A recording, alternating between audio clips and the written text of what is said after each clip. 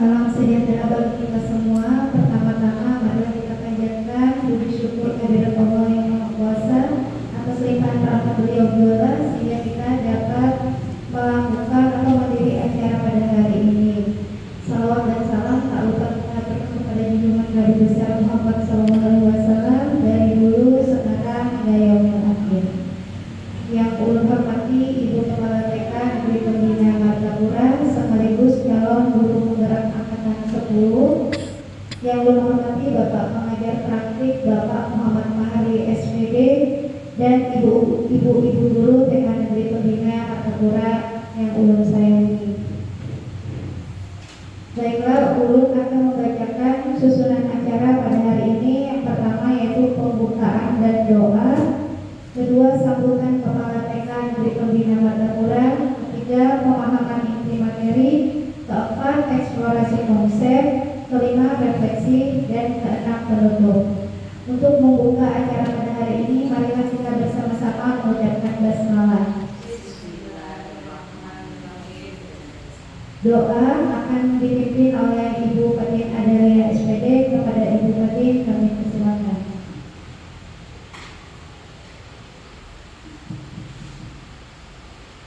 Pada doa ini kita semuanya kita panjatkan, semoga hari ini berjalan dengan lancar. Kita sama-sama berdoa Al-Fatihah.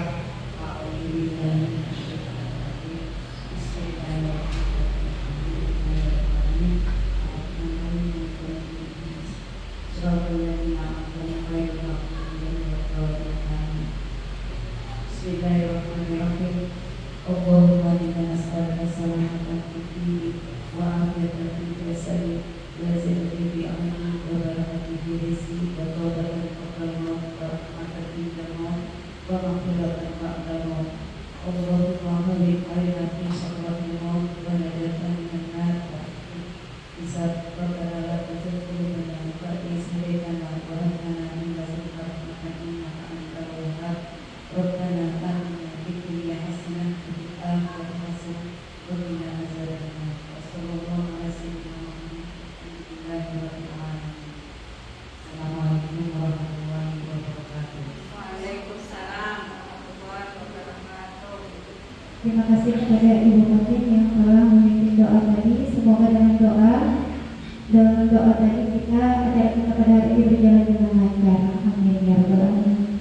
Kemudian yang kedua, sambutan Kepala TK Negeri Pembina Martapura. Kepada Ibu Kepala TK Negeri Pembina dipersilakan. Bismillahirrahmanirrahim. Assalamualaikum warahmatullahi wabarakatuh. Terima kasih saya ucapkan kepada seluruh Dewan Guru dan pengajar praktek yang berhadir hari ini pada acara pengibasan diseminasi aksi nyata modul 1.4 yaitu budaya positif, yang nanti akan saya sendiri yang menyampaikan. Pertama-tama saya ucapkan salam dan salam kepada Nabi besar Muhammad SAW. Semoga berkat rahmat dan syafaat beliau kita bisa mengikuti kegiatan hari ini dengan penuh keberkahan. Dan selanjutnya saya ucapkan terima kasih dan permohonan maaf atas waktu yang telah ibu-ibu sediakan kepada saya untuk bersama-sama mendengarkan dan berkolaborasi untuk aksi nyata modul 1.4 ini. Semoga nanti penyampaian saya nanti ada feedback dan tanggapan dari teman-teman semua sehingga akan menuju perbaikan untuk sekolah kita nantinya. Nah, mungkin untuk mempersingkat waktu itu saja yang bisa saya sampaikan. Selamat mendengarkan dan semoga semuanya berjalan dengan lancar. Saya ucapkan wabillahi taufiq wal hidayah. Wassalamualaikum warahmatullahi wabarakatuh.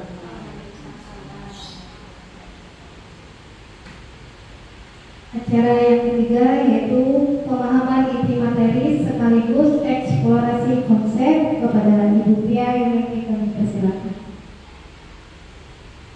Ya, langsung saja. Karena sudah siap, saya minta tepuk semangatnya dulu untuk teman-teman. Kita tepuk semangat dulu ya. 1, 2, 3, tepuk semangat. Semangat.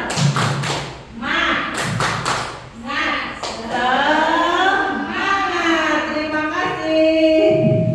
Nah, baiklah. Saya Ia Yulianti, calon guru penggerak angkatan 10 TK Negeri Pembina Martapura, Kabupaten Banjar, ingin menyampaikan diseminasi aksi nyata modul 1.4, yaitu budaya positif. Assalamualaikum warahmatullahi wabarakatuh. Nah, budaya positif tadi sudah disampaikan di agenda kita hari ini. Nah, langsung saja. Kompetensi kelulusan modul 1.4 ini adalah modul yang diharapkan kontribusi untuk mencapai kompetensi kelulusan guru penggerak. Nah, bisa dilihat next ya, capaian umum, ini capaian khususnya. Apakah Anda setuju dengan pernyataan di bawah ini? Yang pertama, hukuman dapat mendisiplinkan anak. Setuju tidak? Tidak. Yang kedua, pemberian hukuman dengan hal positif seperti membaca atau membersihkan halaman sekolah. Setuju atau tidak? Dapat meningkatkan disiplin anak. Itu setuju tidak Ibu-Ibu? Yang ketiga, memberikan penghargaan, meningkatkan motivasi belajar anak. Setuju tidak? Setuju. Lanjut.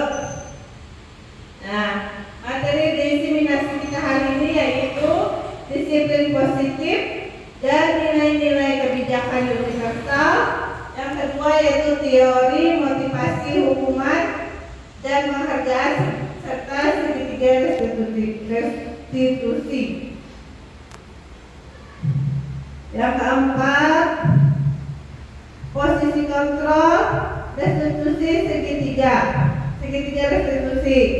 Lanjut. Nah, eksplorasi konsep disiplin dan nilai-nilai kebijakan universal.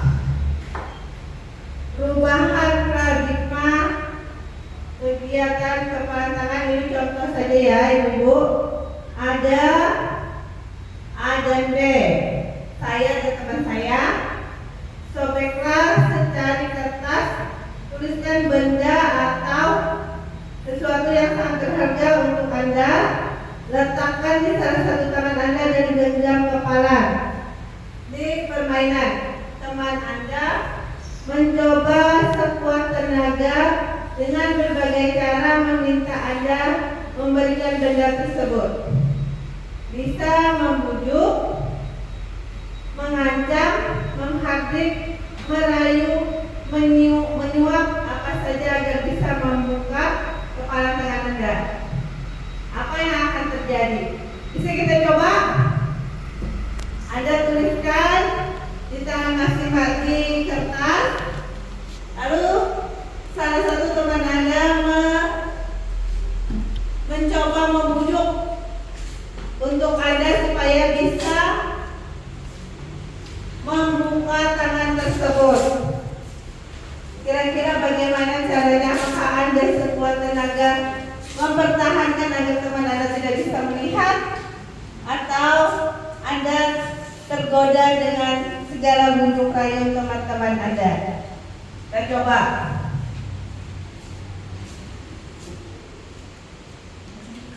Tuliskan hal yang berharga dengan teman di sebelahnya saja ya. Kita mulai dari ujung dulu.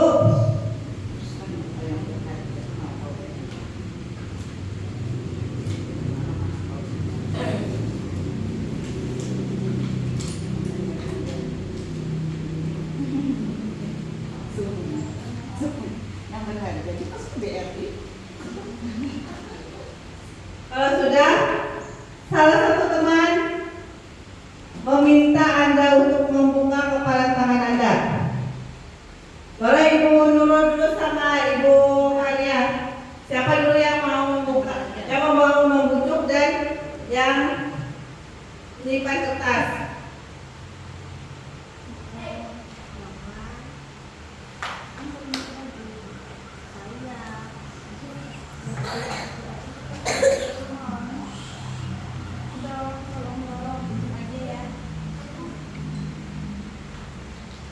Iya, sudah. Satu lagi ya contohnya ya. Bisa dengan tadi merayu, tadi yang pertama dirayu, akhirnya mau. Ada lagi yang mau mencontohkan? Ya. Patin, boleh kalian tangannya itu isinya apa? Boleh. Kenapa nggak boleh? Rahasia. Maaf. Rahasia. Kemudian mau menampilkan kena dari dia. Ada tuh wadai mau kan? No, rahasia. Ah wadainya dua, mau kan dua? Tidak boleh. Ini pribadi. Tidak boleh. Maaf. Aja wadai dua, tambah minuman satu. Masih kurang. Apa Alfian? Ya, Harus minumannya dua yang memberi, wadainya dua. ini tetap rahasia. Pada mau. Mau. Pada mau. Ay. Nah, tadi ada yang tetap mempertahankan dengan kekuatannya, artinya dia tetap kekeh tidak mau membuka tangannya meski dibujuk dan diberikan imbalan apapun. Lanjut. Dan selanjutnya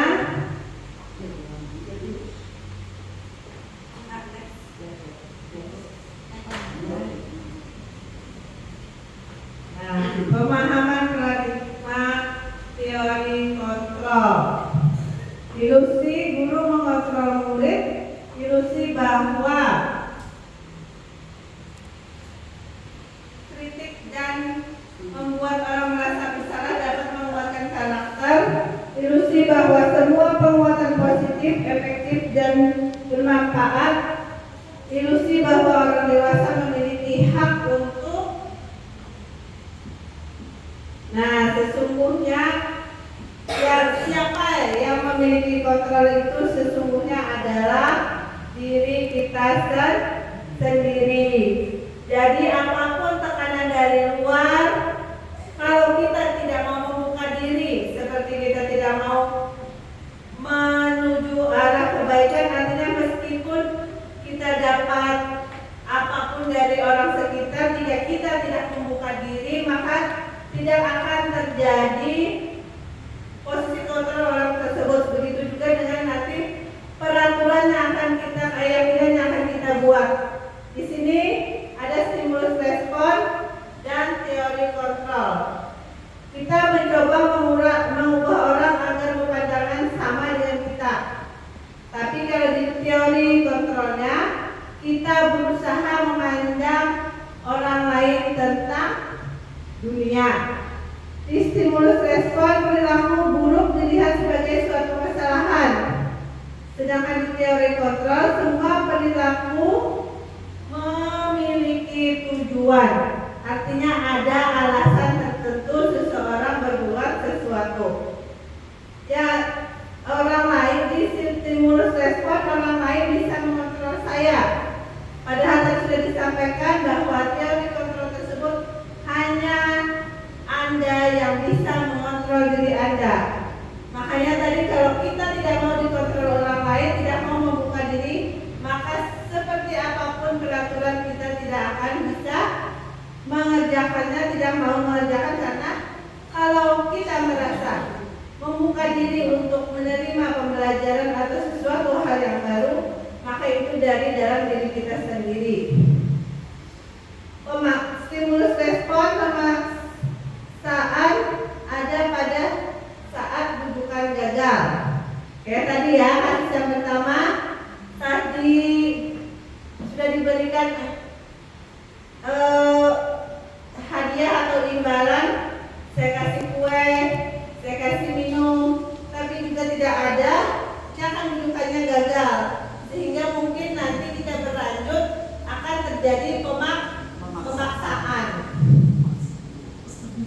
Selanjutnya, stimulus respon yaitu model berpikir menang atau kalah.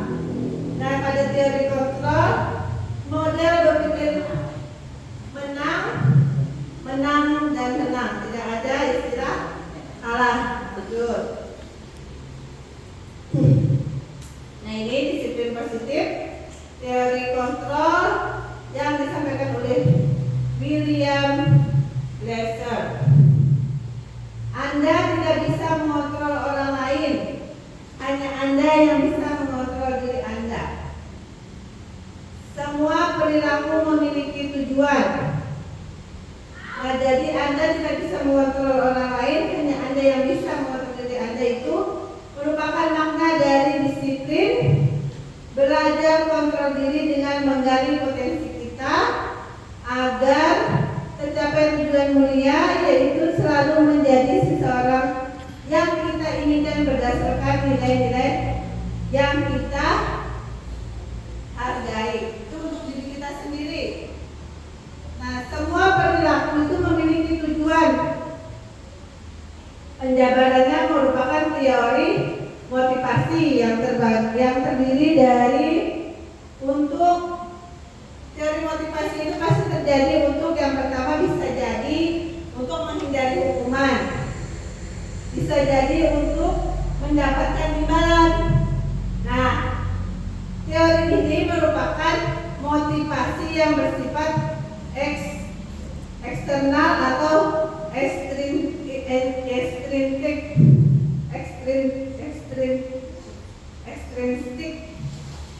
Kalau dari dalam diri itu yaitu menghargai, motivasi yang untuk menghargai diri sendiri, nilai-nilai kebijakan universal dan keyakinan kelas, yaitu dari dalam diri sendiri. Kira-kira untuk teori motivasi ekstrinsik itu siapa yang bisa memberikan contoh yang boleh untuk menghindari hukuman atau untuk mendapatkan imbalan? Kira-kira kegiatan seperti apa yang ibu-ibu lakukan yang di dalamnya itu terdapat motivasi ekstrinsik? Ada yang bisa? Ya? Misalnya di kelas pulang sama anak. Kalau yang dari ekstrinsik mungkin ada misalnya guru pulang kan saat kamu pembelajaran di kelas, anak tuh kan kita suruh misalnya mengerjakan tugas. Anggap aja menulis tugas, terus anak ini kalau mau buat mengerjakan malas, terus tuh kita buat kayak jenis hukuman. Siapa yang akan mengerjakan sampai selesai, bulitnya dibiarkan atau nanti pulangnya itu belakangan. Nah, itu mungkin jadi anak-anak itu mengerjakan karena takut dihukum doyan. Nah, itu salah satunya. Ada lagi yang kalau untuk mendapat imbalan, ada yang bisa berikan contoh? Untuk yang mendapat imbalan? Ya, misalnya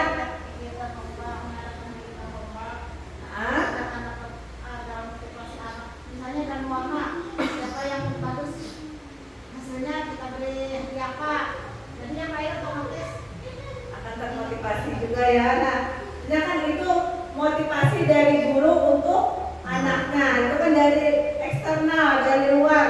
Nah, sedangkan di sini kita disiplin positif itu adalah menanamkan motivasi intrinsik atau dari dalam diri anak itu sendiri. Artinya mau ada imbalan ataupun hukuman itu ada atau tidak ada, anak-anak tetap mengerjakan kebiasaan-kebiasaan baik itu. Nah, itu salah satunya tadi yang sudah disampaikan Ibu Maria sama Ibu kita itu sudah masuk.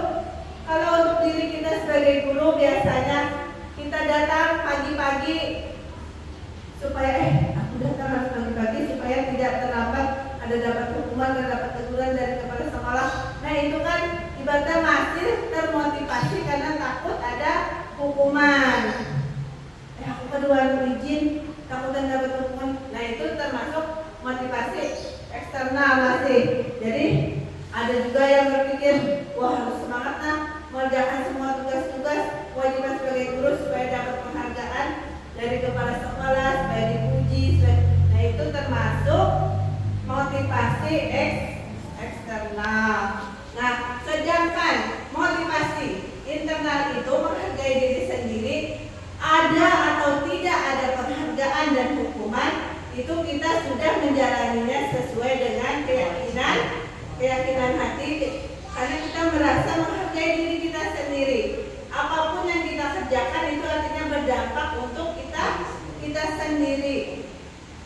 Lanjut ke model berpikir kolaborasi yang terus menciptakan pilihan-pilihan baru. Ini ada posisi kontrol sebagai guru. 5 posisi kontrol guru, yaitu yang pertama sebagai penghukum, yang kedua sebagai pembuat rasa bersalah, yang ketiga sebagai teman, yang keempat sebagai pemantau, dan yang kelima itu sebagai manajer. Nah, di posisi mana kita sebagai guru yang terjadi saat ini, kira-kira ada yang bisa mengungkapkan? Penghukum, pembuat rasa bersalah, teman atau pemantau ataupun manajer? Sebagai 2, 3, 4. ya, ulun sambil duduk Pak. Ya, di kelas Sebagai teman, sebagai manajer. ada yang mau menyampaikan pendapatnya?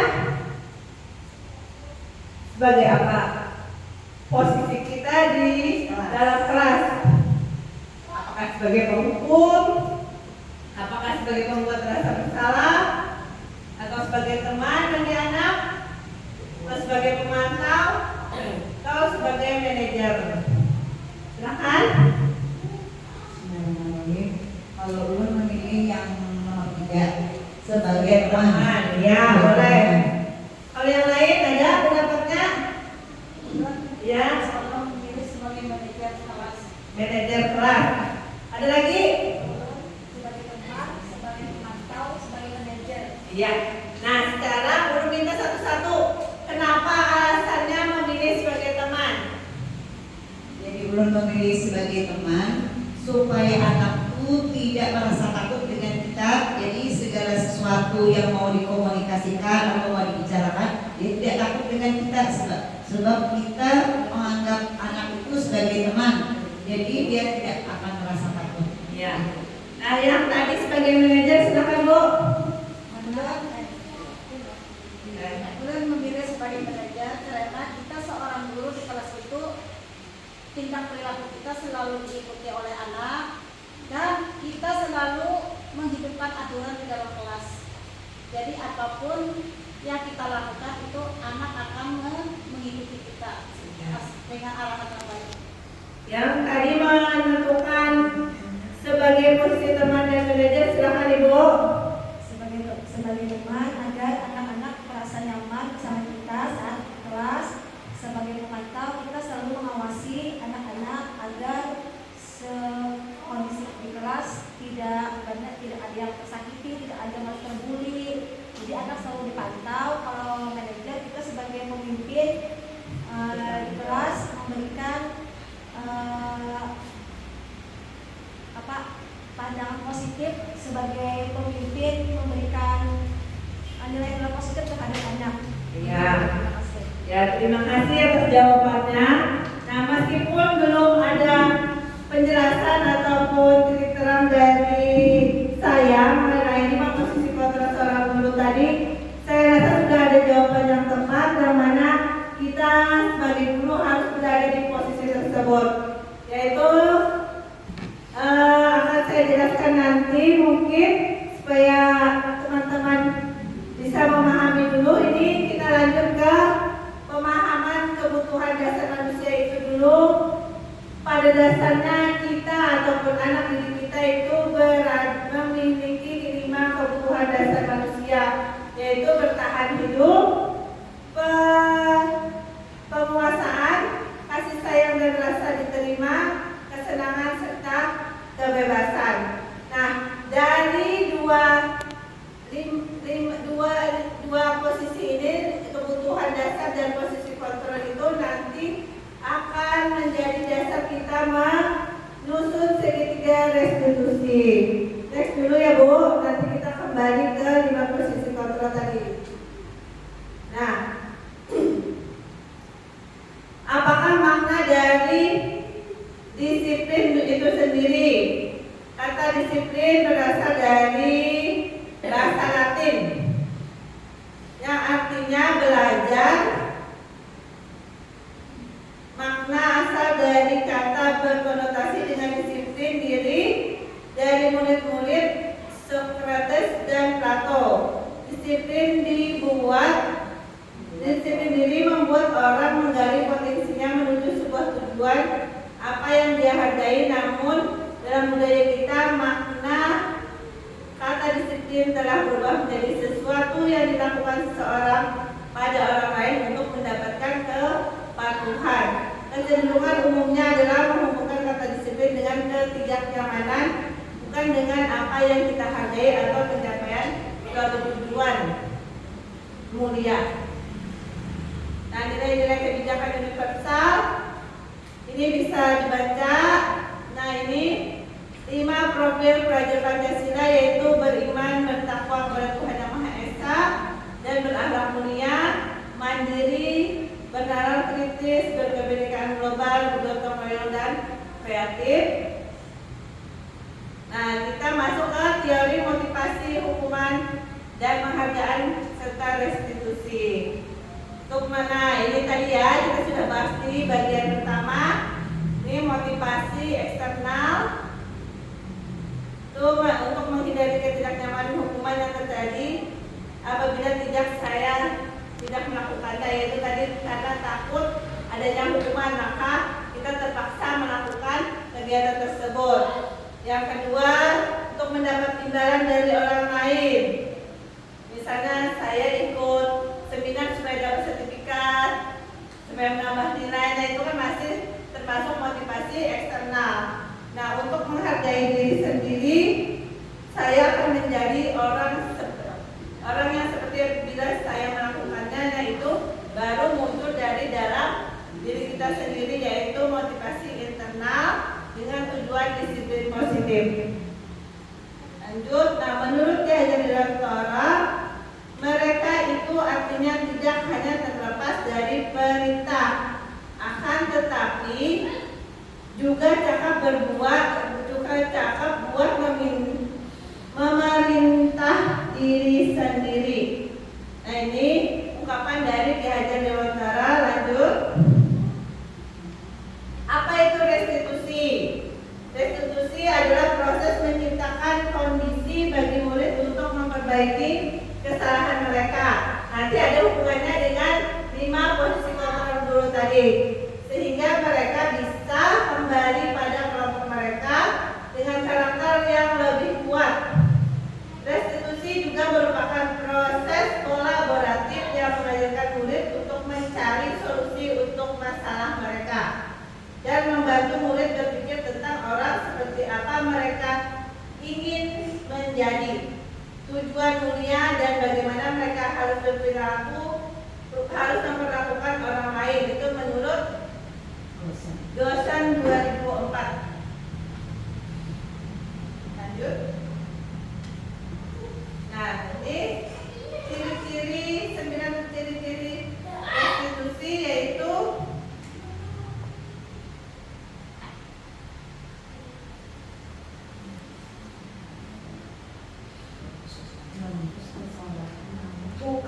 yang pertama bukan untuk menebus kesalahan, namun untuk belajar dari kesalahan, memperbaiki hubungan, tawaran bukan paksaan.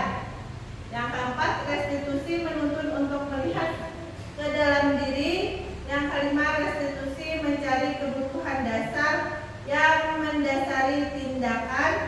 6, restitusi diri adalah cara yang paling baik. 7, restitusi fokus pada karakter bukan tindakan. 8, restitusi fokus pada solusi. 9, restitusi mengembalikan murid yang bermasalah pada kelompoknya. Lanjut, keyakinan kelas. Mengapa tidak peraturan saja? Mengapa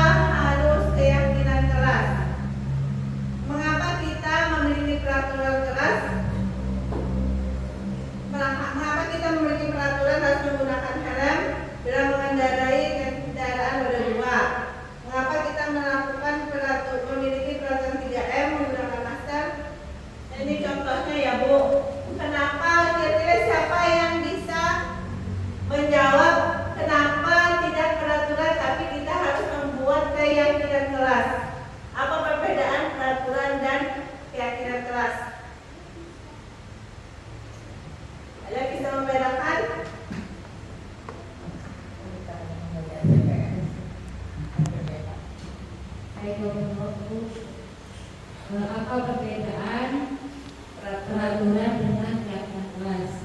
Kalau peraturan itu mungkin Bu datangnya dari atasan yang mungkin kalau di sekolah kita dari guru yang membuat aturan itu tanpa istilahnya persetujuan atau tanpa diskusi dengan murid-murid.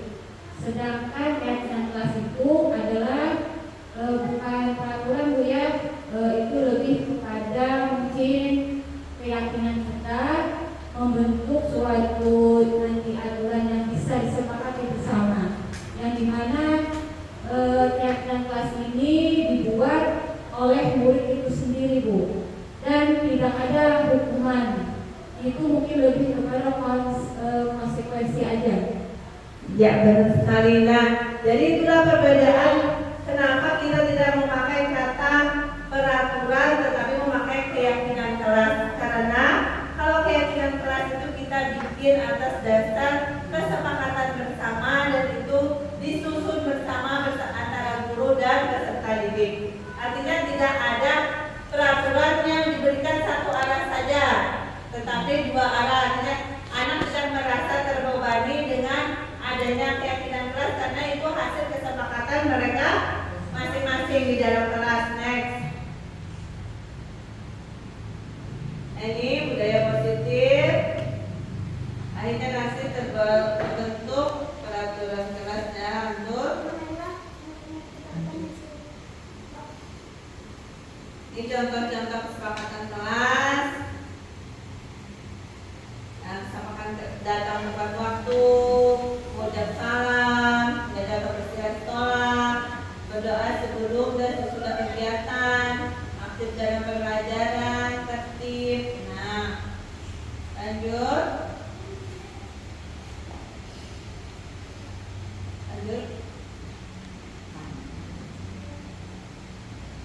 Ini pendalaman aja terus. Ini contoh keyakinan kelas. Nah, ini dihukum oleh penghargaan. Pengaruhnya, jika tadi kita menggunakan posisi sebagai penghukum, inilah efek yang akan terjadi pada murid-murid kita. Pengaruhnya itu bisa jangka pendek dan jangka panjang. Penghargaan dan menghukum. Penghargaan mengurangi ketepatan. Penghargaan tidak efektif dan penghargaan merusak hubungan. Dihukum itu oleh penghargaan, contohnya itu tadi. Jika kita mengajarkan sesuatu, kita menyuruh anak dengan imbalan sesuatu, misalnya siapa yang mau mengajarkan ini ibu kasih permen, siapa yang mau mengajarkan ini ibu kasih bintang 2. Nah, itu termasuk dihukum oleh penghargaan contohnya. Lanjut. Ini masih dihukum oleh penghargaan itu bisa mengakibatkan penghargaan menurunkan kualitas, penghargaan mematikan kreativitas, dan penghargaan mengurangi motivasi intrinsik itu tadi karena dia mengharapkan sesuatu imbalan atau penghargaan dari apapun yang dia kerjakan. Akibatnya itu bisa mematikan kreativitas anak. Nah, tindakan guru, misalnya ini hukumannya mencatat 100 kali di dalam buku kalimat saya tidak akan terlambat lagi karena terlambat sekolah, lari menyelidiki lapangan basket dan seterusnya. Nah, ini jenis hukuman. Lanjut. Nah, ini adalah perbedaan antara hukuman dan konsekuensi. Konsekuensi itu tadi ya hasil dari keyakinan kelas yang sudah dibentuk di dalam kelas. Nah, ini contohnya. Kalau mengganti kertas temannya dicoret itu termasuk konsekuensi, bukan hukuman karena dia melakukan lalu dia mengganti atau bertanggung jawab sesuai dengan apa yang dia lakukan. Seperti mencoret tugas temannya, dia harus menggantikan kertasnya. Ini ada contoh lain, menumpahkan air itu juga termasuk konsekuensi. Lari mengelilingi lapangan basket karena terlambat 10 menit saja jam, memang jam olahraga ya. Bukan lari mengelilingi karena terlambat hadir sekolah, itu merupakan hukuman. Itu perbedaannya. Lanjut. Ini perbedaan hukuman dan konsekuensi. Bisa ibu lihat sesuatu yang menyakitkan harus terjadi. Perbedaannya sesuatu yang harus terjadi. Ya, karena hukuman itu kan dari sebelah pihak saja, dan akibatnya akan terjadi paksaan, anak akan membenci semuanya, pokoknya akan muncul dalam diri si anak itu negatif saja. Sedangkan untuk konsekuensi itu adalah memberikan stimulus atau tanggapan yang menuju ke arah anak lebih baik lagi. Lanjut. Ini adalah perbedaan untuk 3 jenis hukuman, yaitu hukuman, konsekuensi, dan yang terbaik itu adalah restitusi. Kalau hukuman itu tadi menciptakan nanti anak yang dalam kondisi merasa bersalah dan merasa gagal. Sedangkan konsekuensi itu bisa merasa dia masih merasa bersalah, namun bisa bisa memicu dirinya ke arah perubahan yang lebih baik. Sedangkan restitusi itu kita membantu anak mencari jalan untuk dia menemukan di mana salahnya, memecahkan masalahnya, lalu dia menentukan apa yang harus dia lakukan untuk memperbaiki kesalahan tersebut. Nah, itu perbedaannya. Artinya kita akan menciptakan anak yang mampu memperbaiki dirinya sendiri. Lanjut.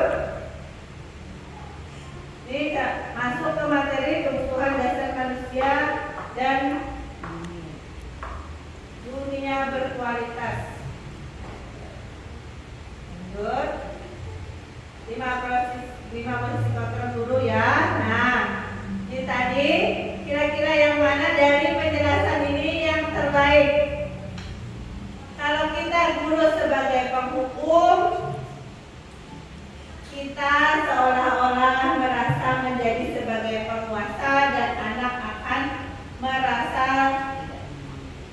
terhina, ibaratnya tidak merasa selalu disalahkan, artinya dia merasa terpojok lah istilahnya. Itu kalau kita sebagai penghukum.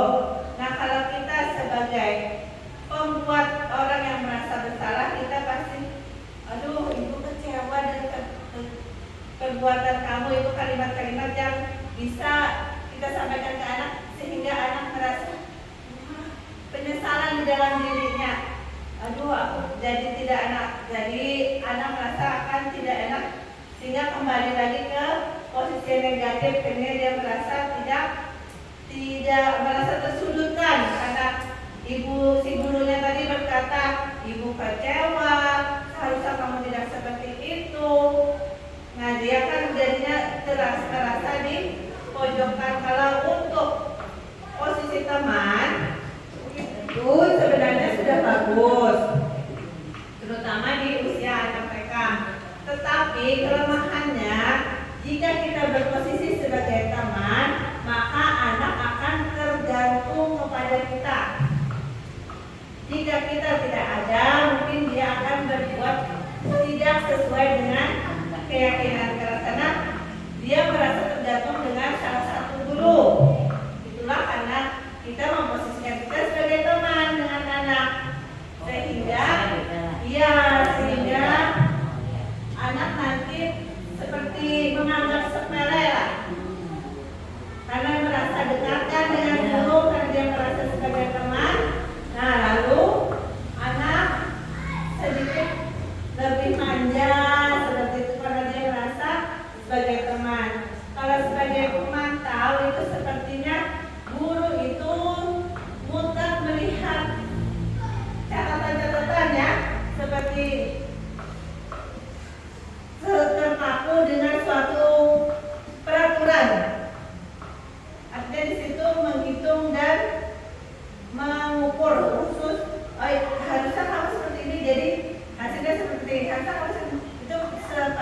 guru sebagai pemantau.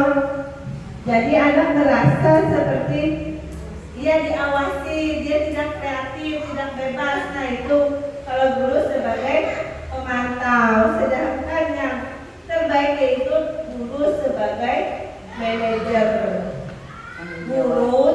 Jika guru berada di posisi sebagai manajer, itu guru tidak mau jika anak salah langsung menghukum atau membaca peraturan. Nah, kalau guru sebagai manajer di sini, guru mengajukan dulu pertanyaan, kenapa kamu melakukan kesalahan? Apa alasannya? Artinya anak diberikan kebebasan untuk menyampaikan alasannya terlebih dahulu kenapa dia melakukan kesalahan tersebut. Karena bisa jadi apa yang kita simpulkan itu tidak seperti penjelasan anak. Bisa saja anak yang sering datang terlambat itu ternyata kita kira dia sengaja berlambat-lambat, siapa tahu dia ternyata punya alasan, orang tua saya lagi sakit. Apakah kita langsung menghukum anak tersebut? Nah, kalau posisi kita sebagai manajer, kita kembalikan lagi kepada anak tersebut, kita tanyakan, kenapa datangnya terlambat? Tahu kan keyakinan sekolah atau keyakinan kelas kita apa? Datang jam sekian, dan artinya kita tidak langsung memonis anak tersebut salah. Itu kalau posisi kita sebagai manajer. Jadi kita mencarikan solusi bagaimana caranya dia memperbaiki keadaan tersebut. Kita tidak langsung pas datang terlambat untuk memberi dia hukuman, tidak boleh masuk kelas, tidak boleh bermain, terlambat atau terlambat ikut bermain dari teman berbeda jamnya. Nah itu kalau posisi sebagai manajer. Lanjut. Jadi posisi yang terbaik itu adalah sebagai manajer. Ini contoh-contohnya. Nah, saya pernyataan seperti ini, saya kecewa sekali dengan kamu, itu membuat anak menjadi merasa bersalah. Kamu tidak pernah benar melakukannya, apalagi sebagai penghukum. Sudah tidak ada lagi zamannya guru sebagai penghukum. Nah, kalau sebagai teman, ayolah lakukan demi ibu, demi bapaknya, itu kan artinya kita berhamba, benar sebenarnya. Cuma ibadah kalau kita kerja, bapak ibunya kerja. Nah, seperti itu. Nah, anak ketergantungan. Apa kamu mau mendapatkan stiker atau bintang hari ini? Itu sebagai pemantau, artinya kita ada ukur-ukurannya. Bilanya pintar, kita beri hadiah.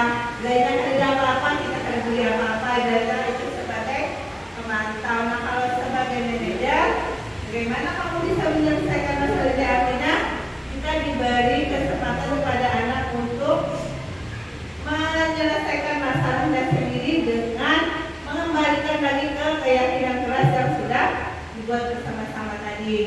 Next.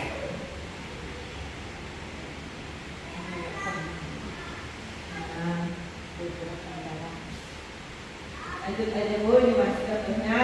Ini kita sampai pada segitiga restitusi. Nah, segitiga restitusi itu yang pertama yaitu menstabilkan identitas. Kegiatan yang pertama menstabilkan identitas, yang kedua yaitu memvalidasi tindakan yang salah, yang ketiga menanyakan keyakinan. Contohnya kalimat atau pernyataan yang wujudnya menstabilkan identitas yaitu kamu tentunya punya alasan mengapa melakukan ini, atau biasanya kita untuk menstabilkan identitas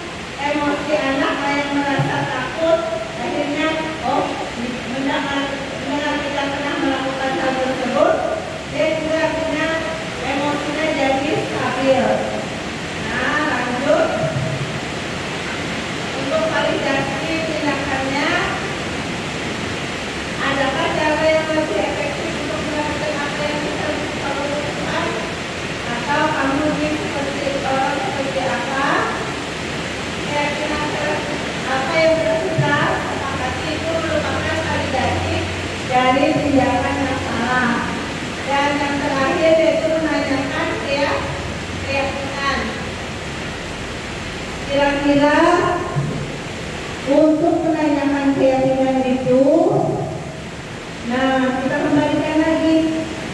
Kamu ingat tidak dengan keyakinan yang kelas yang sudah kita buat?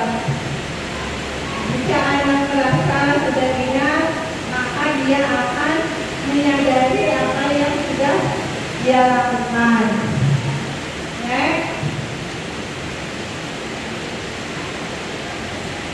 Nah ini untuk contohnya tadi menstabilkan identitas. Untuk membuat anak ini validasi kebutuhan kata-kata yang bisa kita gunakan. Ya, lanjut untuk menanyakan keyakinan apakah sudah dipercaya di kelas, apakah kelas ini seperti apa. Kita bisa menggunakan sesuai yang anak-anak kita pahami. Lanjut. Ya.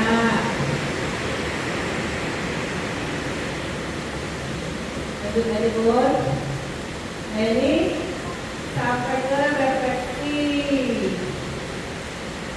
Nah dari paparan tadi, hal baru apa yang mengubah paradigma ibu-ibu yang baru yang ibu-ibu dapat?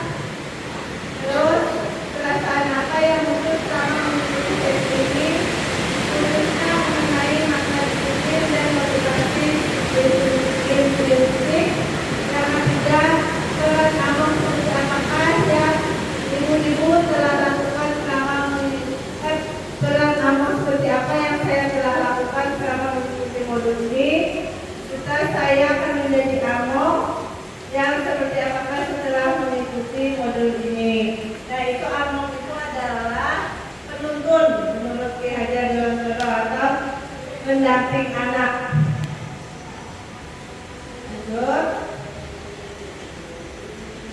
Nah, terima kasih. Jadi kita kembalikan tadi, kira-kira dari hasil paparan saya, kira-kira adakah yang ibu-ibu bisa simpulkan dari pemahaman baik itu budaya positif, baik itu penghargaan, dukungan atau motivasi, kira-kira ada yang mau menyampaikan? Hasil kesimpulan dari paparan saya tadi.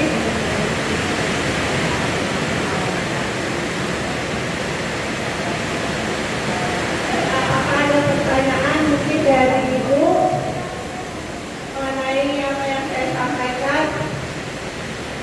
Mungkin ada beberapa poin yang saya terlewat atau terlalu cepat menyampaikannya, bisa ditanyakan kembali. Ada Ibu?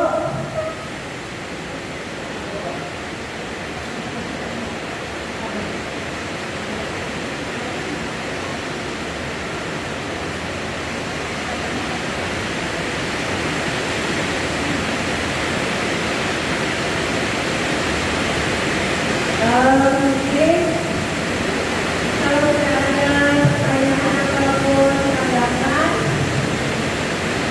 saya minta salah satu yang menyimpulkan paparan saya tadi.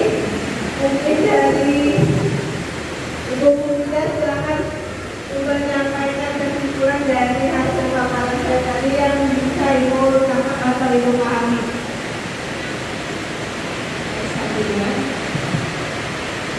Baik, terima kasih atas waktu dan kesempatan yang diberikan pada saya. Di sini saya mewakili rekan-rekan guru. Tadi kami sudah sama-sama mendengarkan paparan yang sudah disampaikan oleh Bu Pia tentang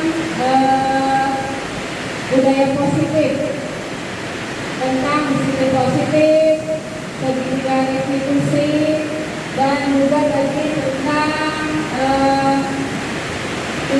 konsep keribuan. Nah, di sini saya sudah mendapatkan ilmu tentang apa itu budaya positif. Ternyata budaya positif itu sangat baik sekali ya, kita diterapkan di kelas atau di sekolah kita. Yang mana tujuannya tadi adalah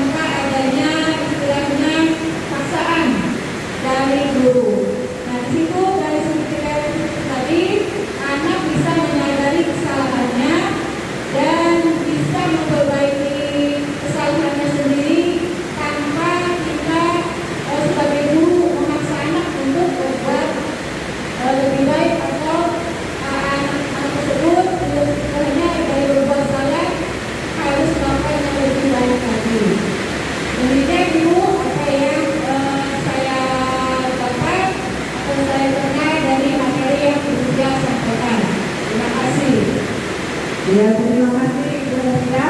Nah, selanjutnya saya ingin bertanya kembali, apakah di antara ibu-ibu semua ada yang berniat ingin membuat keyakinan kelas juga bersama anak-anaknya untuk membuat kesepakatan bersama anak-anak kira-kira apa yang harus dilaksanakan di dalam kelas sehingga anak bisa merasa punya keyakinan kelas masing-masing. Apakah ada?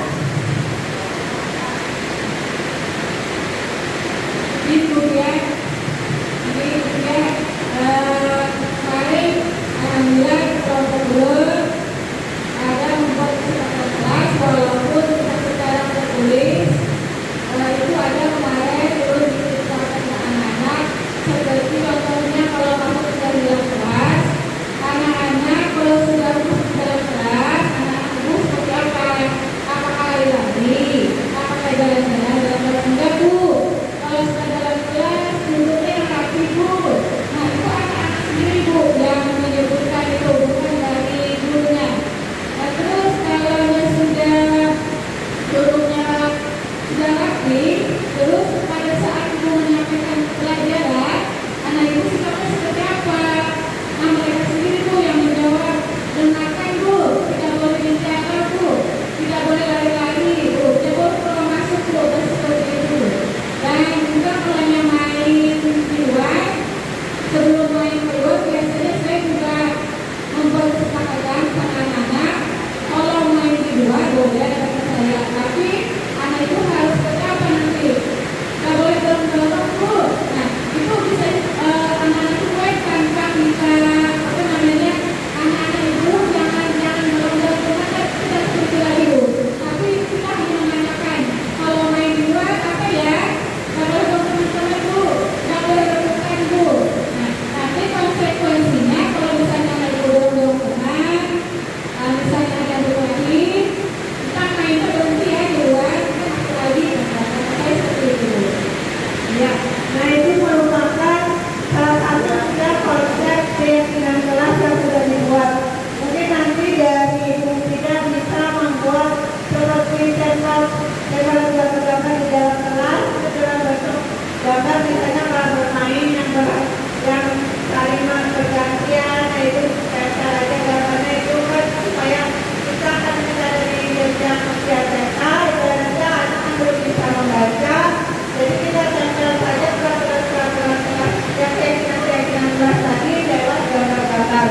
Nah semoga saya berharap juga di kelas lain nanti akan menyusun dan bisa membuat keyakinan kelasnya juga bersama dengan peserta kita. Nah mungkin itu saja lagi yang mau Ibu tanyakan, dan itu mengenai posisi 5 posisi kontrol sebagai guru atau 5 kebutuhan dasar sebagai manusia.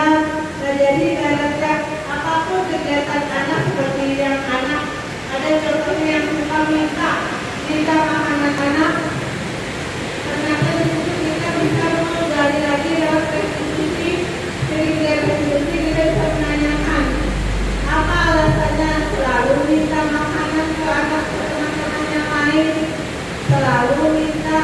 Nah jadi kita bisa menggali di situ. Bisa saja dia membutuhkan yang pertama tadi kebutuhan aman atau bertahan hidup, karena dia tidak membawa bekal misalkan, lalu dia setiap hari minta ke teman-temannya. Nah bisa juga itu untuk kesenangannya sendiri. Nah dari situ kita bisa memvalidasi tindakan apa yang harus kita lakukan kepada anak tersebut. Nah itulah manfaat dari budaya positif yang kita terapkan dan motivasi penghargaan dan penghukuman serta restitusi. Nah semoga apa yang saya sampaikan bisa bermanfaat untuk kita semua. Saya ucapkan terima kasih atas perhatian dan respon ibu semua. Salah hilang saya mohon maaf. Wassalamualaikum warahmatullahi wabarakatuh.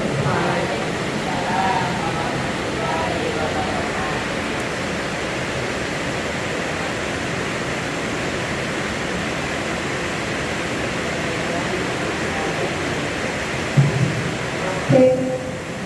Terima kasih kepada Ibu Tia Yulianti SPD yang telah memaparkan materi sangat banyak, sangat bermanfaat. Alhamdulillah, semoga kita semua sebagai ibu guru bisa mengimplementasikannya di kelas kita masing-masing, terutama berhubungan dengan budaya positif, kemudian membuat kesepakatan kelas agar anak-anak menumbuhkan kesadaran mereka untuk